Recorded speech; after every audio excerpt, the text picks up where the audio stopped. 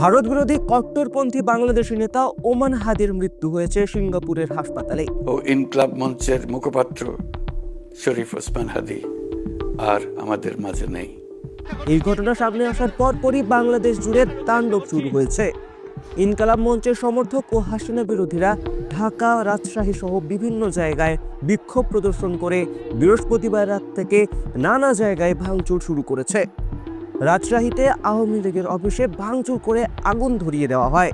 ঢাকা বিশ্ববিদ্যালয়, শাহবাগ সহ রাজধানীর বিভিন্ন মোড়ে জড়ো হয়ে বিক্ষোভ শুরু করে উন্মত্ত জনতা। বাংলাদেশের সংবাদপত্র প্রথম আলোর অফিসেও তাণ্ডব চালানো হয় এবং আগুন ধরিয়ে দেওয়া হয় সেখানেও।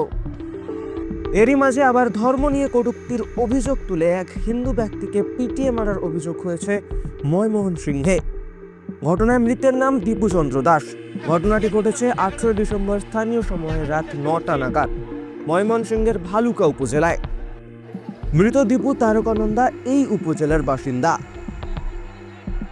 তিনি একটি কারখানায় শ্রমিকের কাজ করতেন, আর সেই কারখানাতেই পিটিয়ে খুন করা হয় দীপুকে।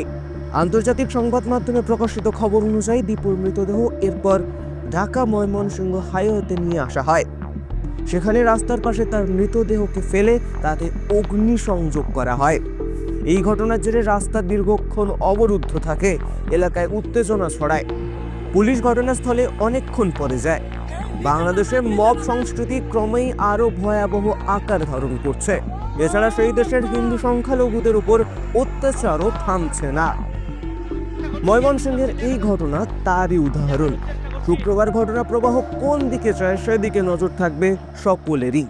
টাইমস নাও খবর।